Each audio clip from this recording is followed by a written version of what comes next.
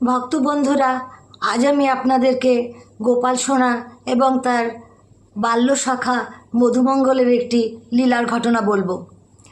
আপনারা অনেকেই হয়তো জানেন যে ছোটবেলায় গোপাল সোনা তার বন্ধুদের সাথে বা সখাসখীদের সাথে বৃন্দাবনে থাকতে নানা রকম লীলা করতেন এবং তার সেই লীলা ছিল অসাধারণ, খুবই আনন্দদায়ক। যশোদা মা রোজ সকালে উঠে তার জন্য ভালো ভালো খাবার দাবার সব রান্নাবান্না করতেন এবং সেগুলো তিনি বেঁধে ছেদে নিয়ে বন্ধুদের সাথে মাঠে গরু চড়াতে চলে যেতেন এবং সেখানে বন্ধুরাও তাদের খাবার দাবার নিয়ে আসতেন।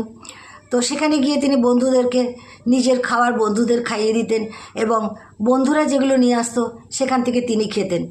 তাই একদিন কি হলো, এরকম প্রায়ই হতো, তিনি বন্ধুদেরকে জিজ্ঞাসা করলেন যে তোরা কি এনেছিস বল, আজ তুই কি এনেছিস বল। তো বন্ধুরা যে যা এনেছিল তাই বলল।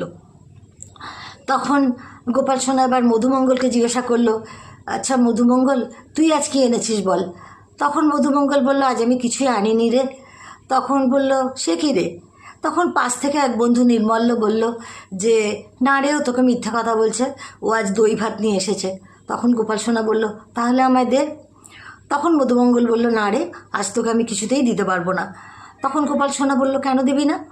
এরকম কথাবার্তা খানিকক্ষণ চলতে লাগলো। তারপর মধুমঙ্গল বলল যে দেখ, আমরা না খুব গরিব, আমার মা 2-3 দিন একদিন রান্না করে আর আমরা সেটা 2-3 দিন বসে বসে খাই। তা আমার মা 3 দিন আগে দই পেতেছিল, সেটাই আমরা রোজ ভাত দিয়ে খাচ্ছি। তা আজ না সেই দই খুব টকে গেছে, আজ সেই দই ভাতই আমি নিয়ে এসেছি, তাই তোকে দিতে পারবো না। তখন সেটা শুনে তো গোপাল সোনার জিদ আরও বেড়ে গেল।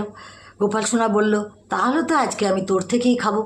তাই শুনে মধুমঙ্গল তখন দিশেমিশে না পেয়ে দই ভাতের গামলা নিয়ে জঙ্গলের দিকে দৌড়াতে লাগলো। যেতে যেতে সে পেছন ফিরে দেখলো গোপাল সোনাও তার পেছন পেছন দৌড়ে আসছে। তখন সে দৌড়ে দৌড়েই খেতে শুরু করে দিল। একটা সময় আসলো, গোপাল সোনা তাকে ধরে ফেললো। যখন ধরে ফেললো তখন তার গামলার দই ভাত পুরো শেষ। কিন্তু এবার দৌড়ে দৌড়ে খেতে গিয়ে কি হয়েছে, মধুমঙ্গলের মুখের চারপাশে এবং গালে অনেক দই ভাত লেগে গিয়েছিল। এবার গোপাল সোনা তাকে চেপে ধরে সেটাই চেটে চেটে খেতে লাগলেন। সেই সব দেখে তো বন্ধুরা সব অবাক হয়ে গেল। তো তখন গোপাল সোনা বললেন যে আমার পেট ভরে গেছে, আজ আর আমি কিছু খাবো না। তো ভক্ত এবং বন্ধুদেরকে তিনি এতটাই ভালোবাসতেন। তো ভক্ত বন্ধুরা, এটাই ছিল আজকের লীলার ঘটনা।